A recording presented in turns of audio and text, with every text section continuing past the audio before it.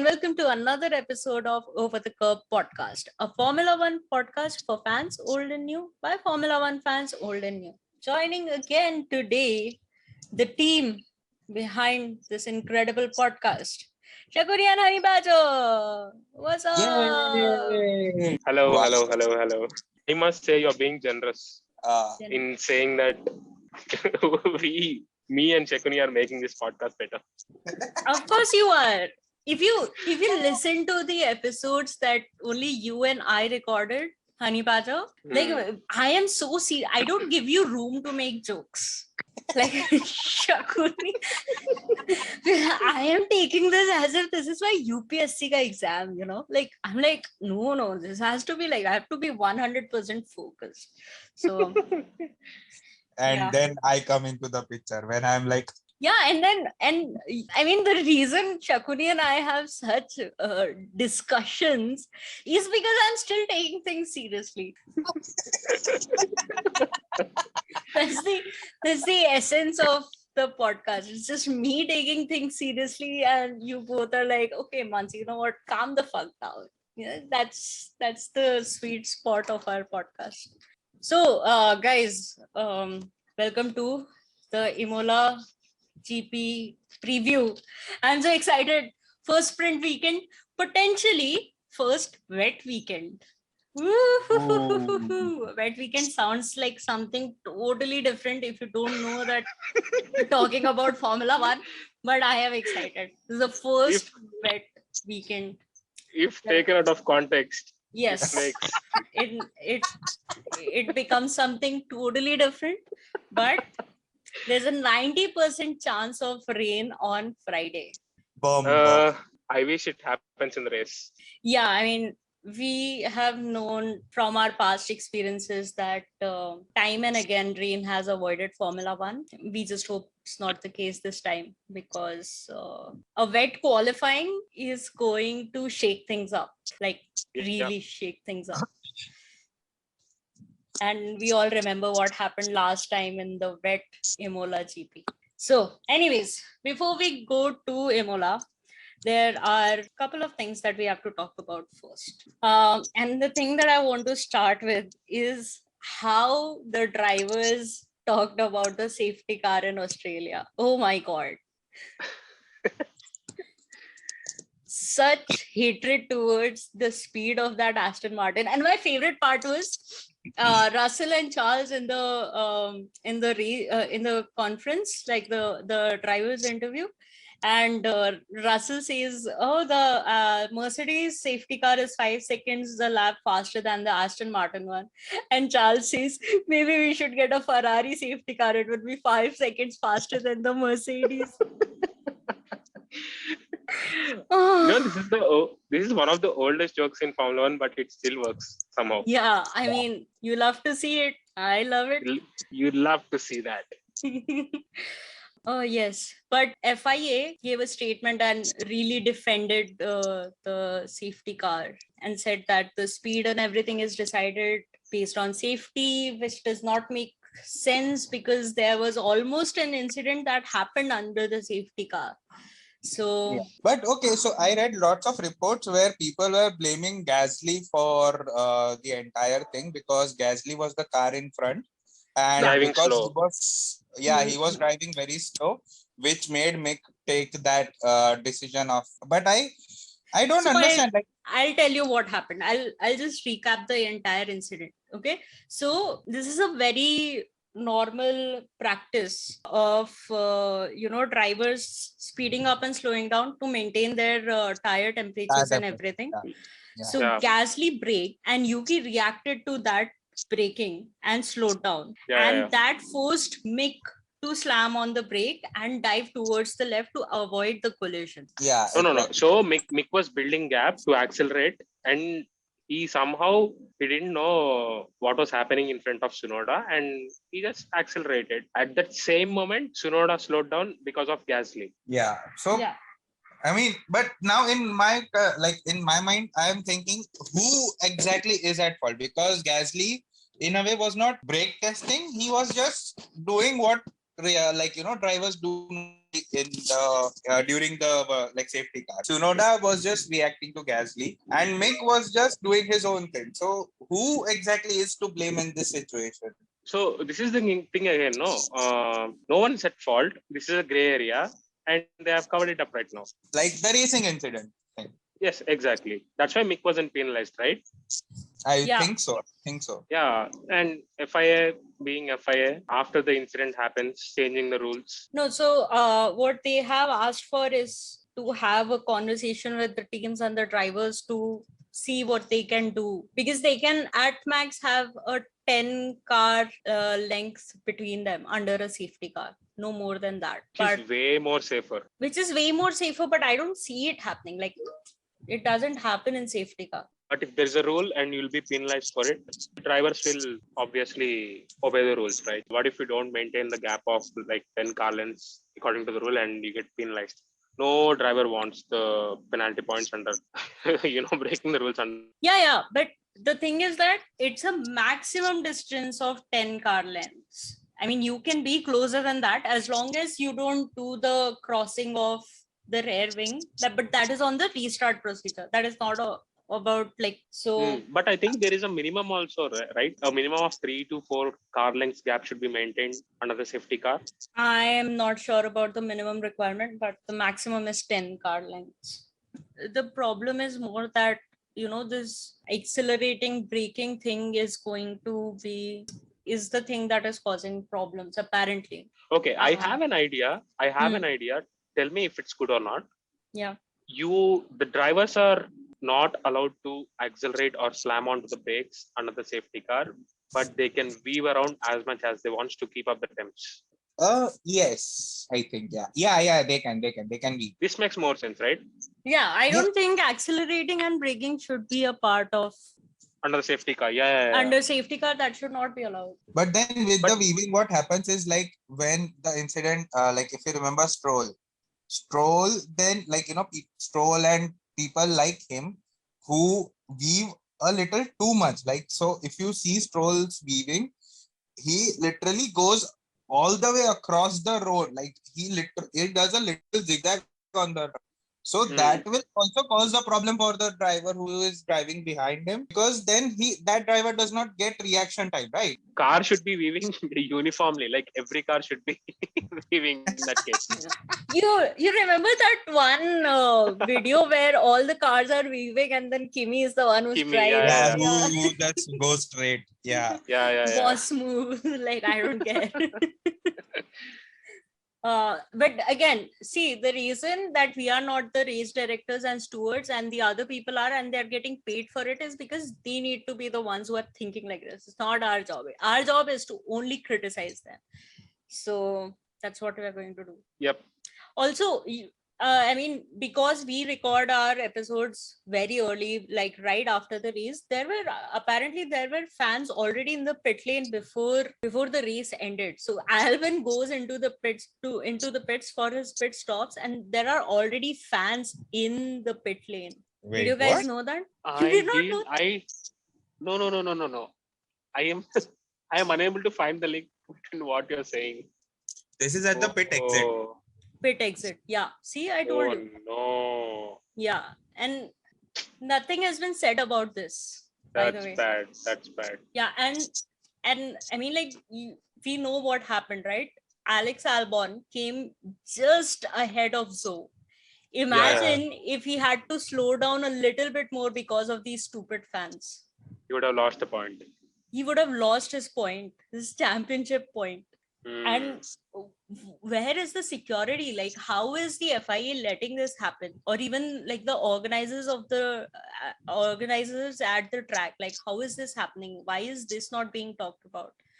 Or what is the action being taken? Or maybe something is happening behind the doors. I don't know, but like, but this should not happen. This should not have happened. Like even the fan should have been fined very heftily, because if, for example, think that even if slow, Alex Albon is still going to go at 60-80 miles per hour speed, right? 80. Yeah. So even at that speed, any of the fans, if caught in between, would have broken their bones or anything. See, the thing is that if this is Alex Albon's pit exit, the checkered flag hasn't waved yet, because Charles was ahead, but I think he would be somewhere in sector 3. So the race hasn't ended. Just because the last lap has started does not mean you have to wait till the checkered flag, till all the cars have crossed the line and they're going to the pit lane. What is 2 minutes before going to do for them? Like, I don't understand. I understand everybody's excited about the GP returning after 3 years or whatever, but like, you are putting yourself and another driver at risk. Yep. Can you imagine the controversy had he had to slow down and he would have lost the point to Zoe? That would be the worst possible way to lose a point. Yeah, and who would you blame? Like, why Nothing, would no Zoe one. say that, okay, it is justified for you to take my point away? Because the organizers did not do their job. Who will get the point then? I don't think there is anything in the sporting regulation regarding this. Nope. Yeah. Definitely not. Exactly. So, anyways, moving on. So that was it. Okay.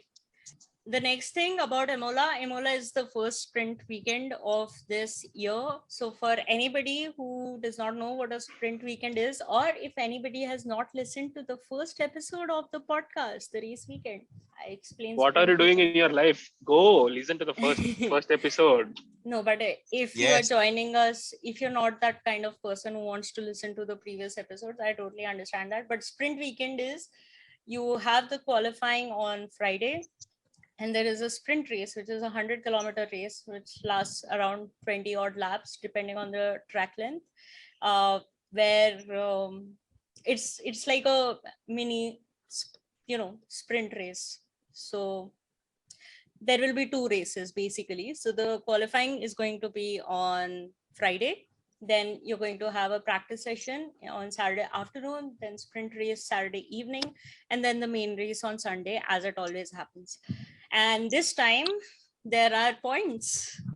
Too many points to be gained. Too many points to be gained. So the first 8 people first 8 drivers will get points, 8-1. As opposed to what it was last year, which was the top 3 getting 3-1, which was pathetic. Which is why sprint races were so boring. Except Brazil. Yeah. In terms of points, they were boring. But in terms of the race itself, no, I wouldn't say that. Yeah. Agreed. In terms of the racing, great racing. But in terms of what great racing did you see? Hey, did you forget Silverstone Alonso? Exactly. I was just about to say that. Silverstone Alonso, okay, and Hamilton, Brazil. And then I think Bottas was in Monza. Yes. He was leading the race. Yeah, that's it. He started somewhere on the pole and he was leading the race. No, he did not start on the pole. Pole was Verstappen. No. Pole was Verstappen. Oh wow, one saucy overtake at the first lap. And that's it. That was it. But the point is, Bottas overtook Verstappen. Wow, how are you not seeing that? That happened in like the starting laps, and then you had to endure 18 laps of nothing else happening except Gasly losing it and starting in the main race at the back of the grid. Like, it was so boring. No. I don't agree. Something else also happened. Wait. Monza sprint, something happened. Monza sprint was also really good. No, I think Ricardo gained positions. My point is that there was good enough action happening in the first couple of laps, but then once the cars were settled in, nobody went for the moves because it was not worth the risk. Because we see what happened with Gasly, right? But now with top 8, now there is out of 20 drivers, only 3 can make it to, what do you say? Only 3 can make it to top 3, right? So why would a guy running in 7th make unnecessary risks to get to P3? rather than he's like, oh, if I got 2 easy overtakes, okay, cool, I'll maintain this position 5 and I'll start the main race on 5th, rather than risking everything. But now there is a much bigger incentive. I thought the sprints were like the starting 3-4 laps were still interesting to see, but after that it was a snooze fest, except Brazil. But that's only because Hamilton started in the back. If he was not disqualified from qualifying, even Brazil would have been a boring race, like the sprint at least. Fair.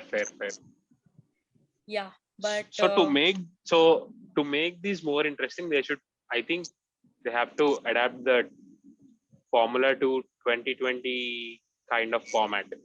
where they reverse the top 8, right? Exactly. Yeah. They can qualify higher and they can gain the points. I still will go with much lower expectations. When I first heard that they are increasing the number of points, I was excited, but then again, I was like, let's see where the season is going. I can see people like Verstappen being too eager because the poor chap is like 6th the drivers' championship. But yeah, I also okay. You know what K-Max said about this about these points? Yeah.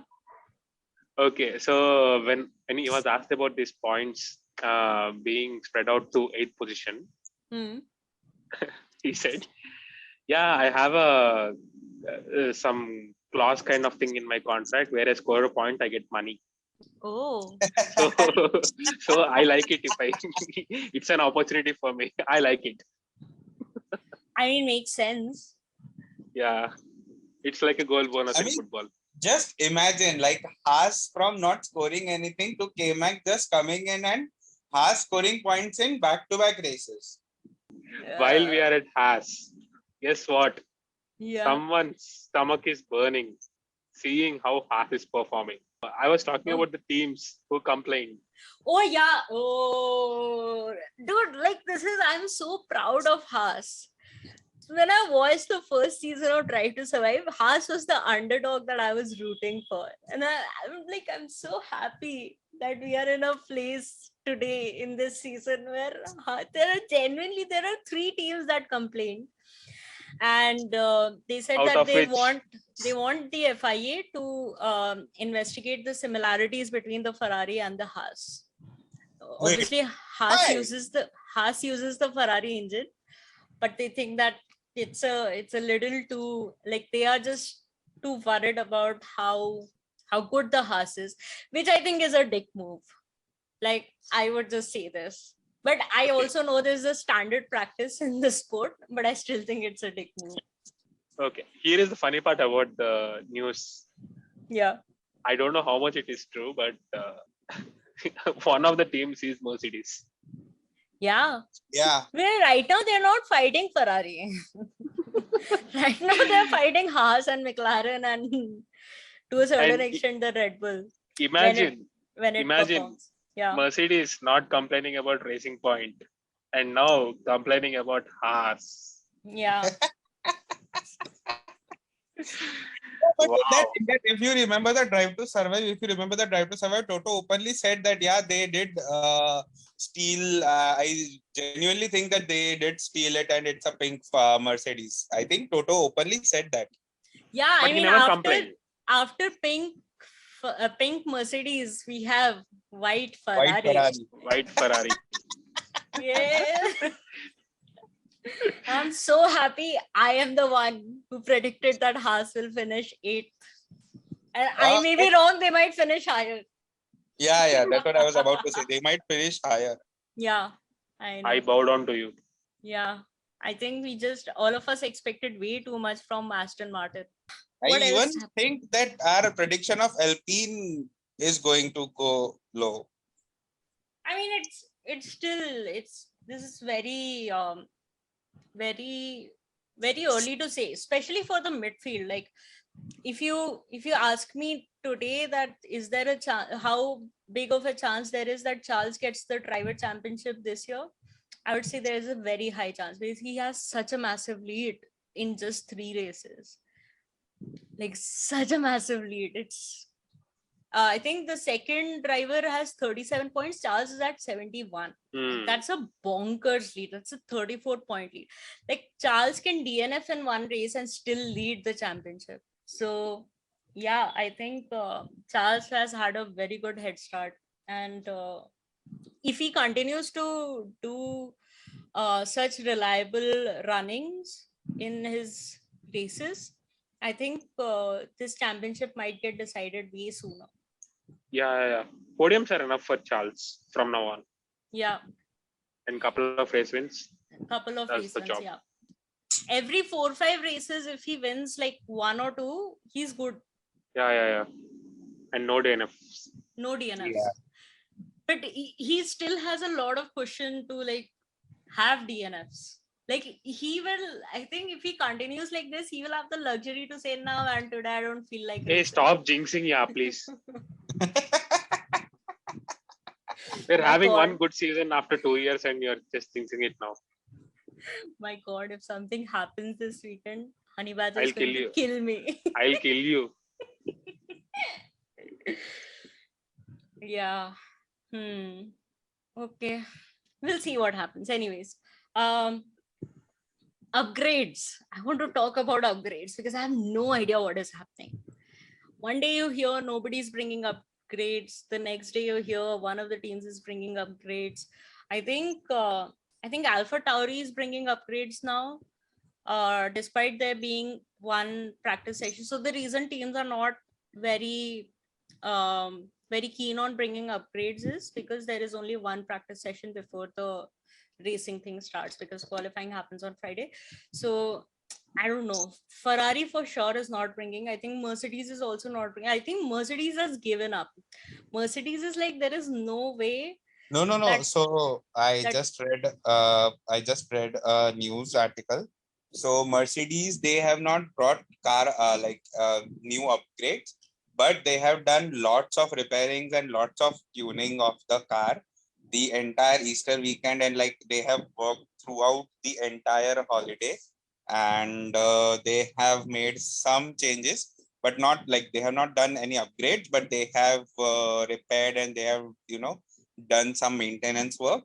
And what Toto said is that we are still not at the pace of the Ferrari and the Red Bull, but we are close, is what he said. Yeah. He also told that mathematically, if he wants to put it, he would give it like a 20-80 odds. Yeah. What I also read is that their biggest problem is correlation. So what they're seeing in the sim and the wind tunnel is not replicating on the track. So their biggest problem is there, and I think a lot of it has to do with their sidepod design. Because at least in the Barcelona test, the Mercedes was still looking good, and Bahrain, their problem started when they came with the improved sidepod design. Yeah. Okay, speaking of Ferrari, Carlos Sainz contract stalemate. Carlos Sainz wants a 2-year contract. Ferrari wants it to be a 1+1, which is that they sign him for 1 year with an option to continue for the next. Yep. Thoughts? So I genuinely think that they should give 2-year to Sainz, because Sainz has proved himself every time on the track. So I think he deserves the 2-year contract. Honey Badger, what are your thoughts? I want Carlos to sign at least a 3-year deal. Oh yes. Until Mick gets into his groove. You should not have said that. Oh my God, this is going to be another Mick Schumacher rant. Oh. I would any day say that just to annoy you. So here's the thing.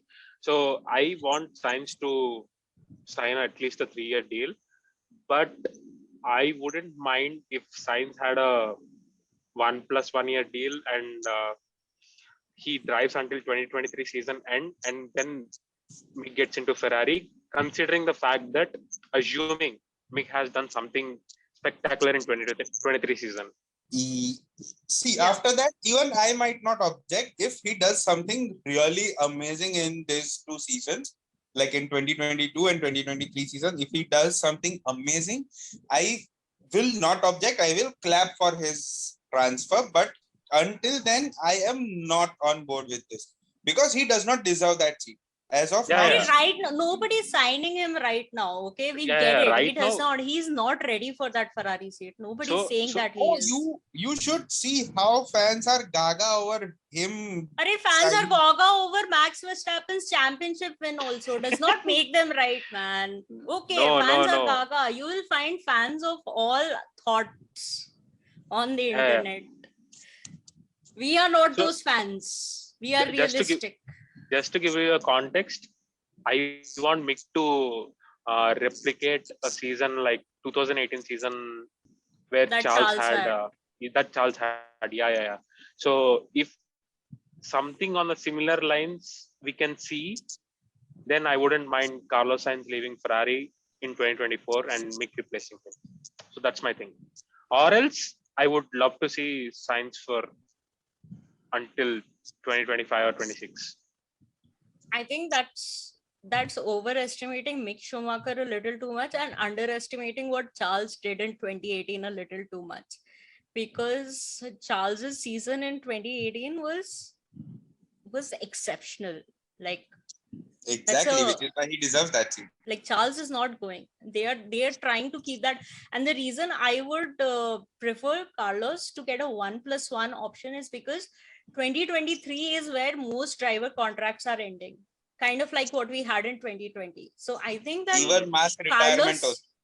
Carlos Sainz should keep his options open rather than, being because once that 2023 contracts are over, once that silly season is over, those contracts will again go on for like at least 2 years. Some of them will sign 1-year deals, but then there will be at least there will be lesser number of options. So from his career point of view as well, I think it's good if he does a 1+1 deal. Like I think that should eventually be the consensus that happens. Okay. Okay, Helmut Marko said something about Max Verstappen. Max Verstappen said that he's not even thinking about the championship. Yeah, no shit, Max Verstappen. You're sixth in the championship. No, so it is basically Angur Khatte. It's nothing else. It's just pure Angur Khatte. Dude, the number of Helmut Marko quotes, we need to do an episode on him. Just from January 1st till date, what all has Helmut Marko said? Like that can be a 1-hour episode in itself. Oh, that could have been our April Fool thing. No, but when you say Helmut Marko said something truly bizarre, there is a chance that it is true. Like it's not hard to believe. Yeah, so that's what I'm saying. That's what I'm saying. It would have been so crazy. He like, has Helmut Marko said this? And then we are like, no, yeah, but like it would have been like you believing the Spa news, right? Because if I would have said something like that, you would be like, huh, it is possible, it is true. Why are you saying this is fake news? That's what I'm saying. True. Yeah, because that man can literally say any fucking thing. Oh my god, it needs to stop talking. चाचा को कोई बोल दो कि news record होती है, like whatever you say gets written somewhere and published also. I don't, dude, he is responsible for driver development and shit like that. Why is he giving statements about fight with Mercedes, fight with Ferrari? I don't understand. You're responsible for the drivers. Just talk about the drivers, he's man. teaching the drivers, na? He's teaching the drivers. If you lose, teaching the drivers what? मतलब यूकी को गाली देने के अलावा क्या सिखाया उसने? अरे बोला तो, if you lose, blame Mercedes. If you lose, blame Ferrari. My god. Guys, I laugh at those memes. Seeing Helmut Marko's quotes. My god. Oh my god. Also, I have to mention a couple of years back in Formula 2. I don't know if the driver is currently driving in Formula 2 or not. You remember Dan Ticktum? No. Oh yes. He was the teammate of he was a teammate of Tsunoda. I think no, not Tsunoda. He was a teammate of Albon only. Who's the other Albon? No. Maybe. So Helmut Marko said something about Dan Ticktum after one of the F2 race. Like he criticized him heavily, saying that he needs to step up. He's not a good driver. At this, if he drives like this, he's not fit to be a Red Bull Academy driver. Something on the similar lines, he said. And guess what? The next race, Dan Ticktum scored double podium. And Helmet would have taken the credit. He was like, oh, it's because I said something like that. You might not be wrong though. Oh, I mean, anything is possible when it's about Helmut Marko, man. That man needs to stop talking. Anyways, speaking of crazy things that people talk about, Mika Hakkinen on Lewis Hamilton. I wonder how Lewis behaves in team meetings. I bet he's sulking. I can imagine it. Lots of complaining and whining. This starts the natural thought process of drivers. Should I go somewhere else? Okay, first of all, Mika Hakkinen, you are projecting. You are assuming that that's how Lewis Hamilton reacts. And based on that, you are like, oh, I'm pretty sure he's considering that he wants to go somewhere else other than Mercedes. Why are you assuming things, man? Why? Sexy lag raha tha. Best line ever.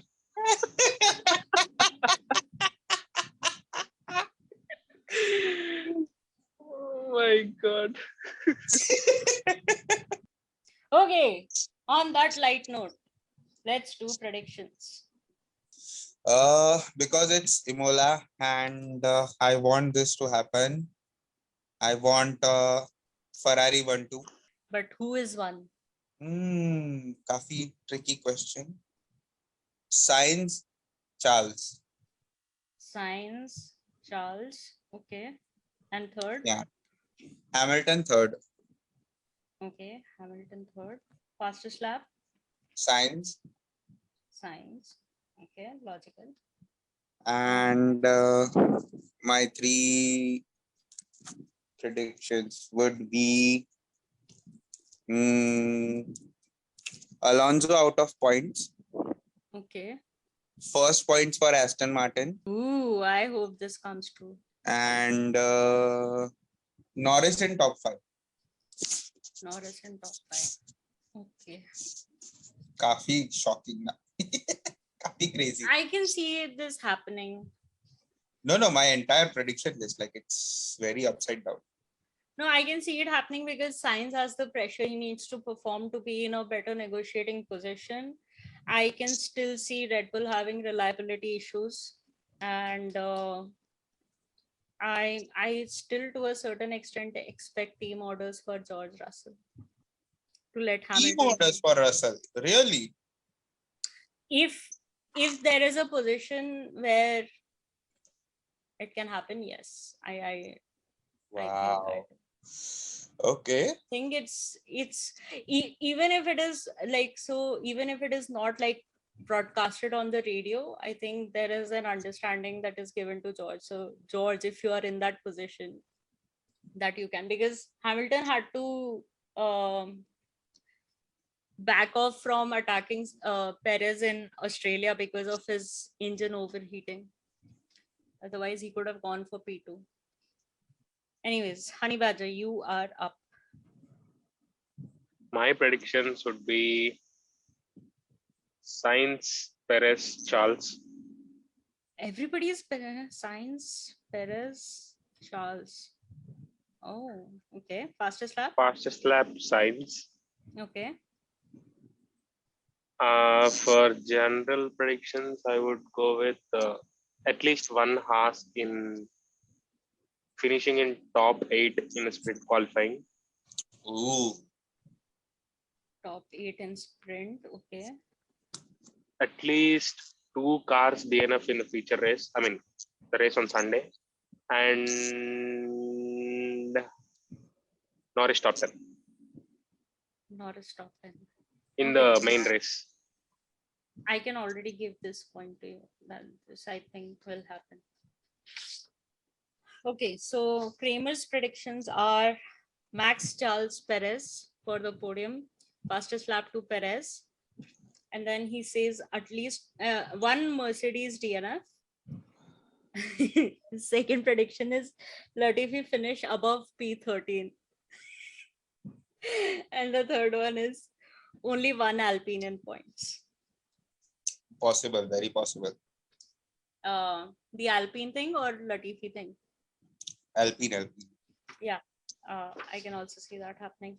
My general as predictions, I think I'm going to piss both of you off with my predictions. So my podium predictions are Charles, Sainz and Norris. Fastest lap to Charles.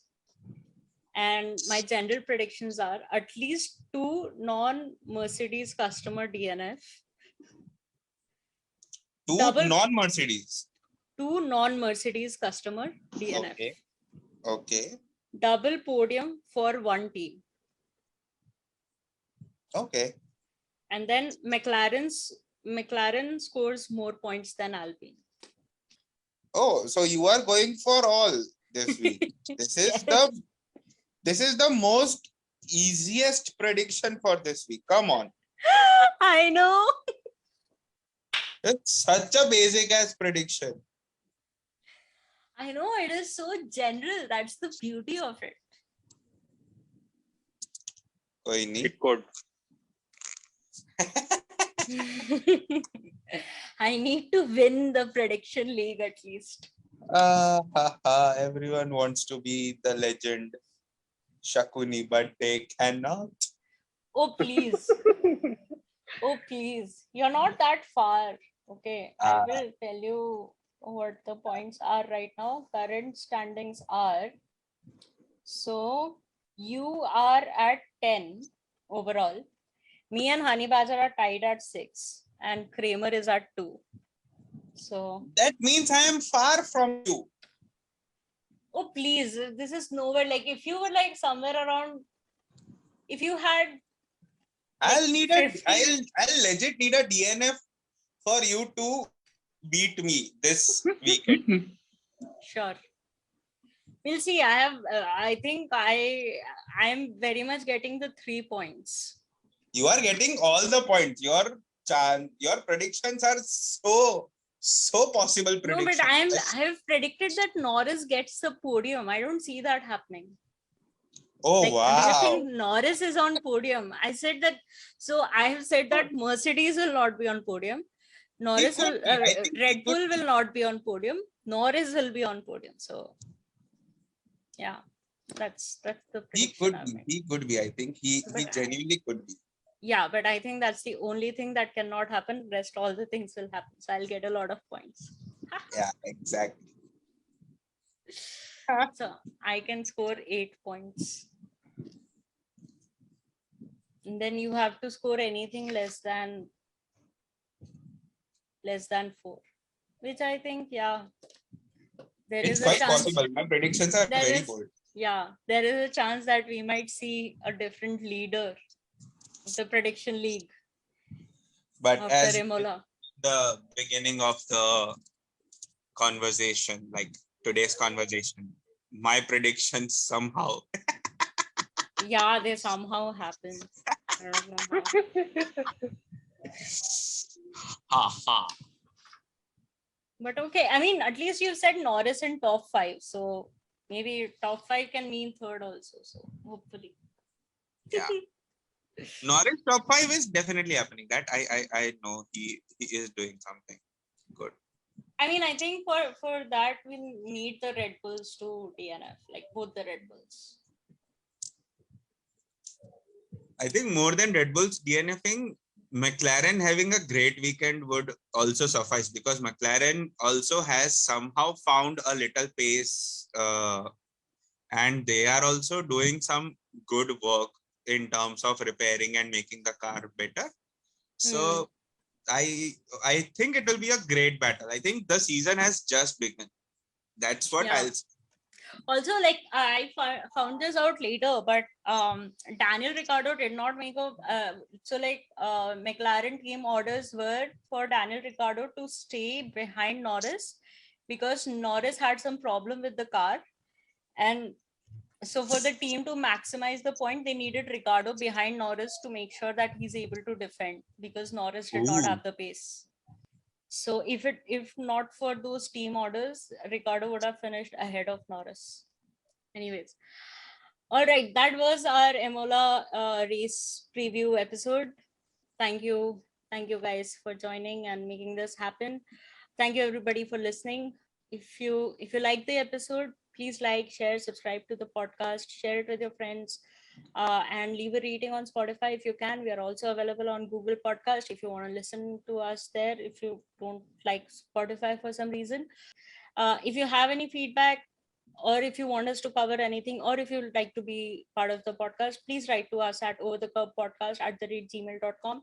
You can also reach out to us on our socials. We are on Instagram at overthecurvepodcast and on Twitter at overthecurvepod. Until after Imola. Bye-bye. Guys, you can say bye too. Bye. Bye bye. Bye.